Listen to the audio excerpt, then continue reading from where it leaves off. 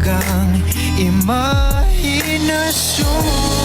Nagniningning ang mga mata ko nung binigkas mo ang mahal ko. Teka, may karugtong pala. Tumingin ka sa sahig at binanggit mahal ko pa rin siya. Sinubukan ko naman ang mahalin ka. Pinilit lamang ang iksi ng tayo, ang iksi ng tayo.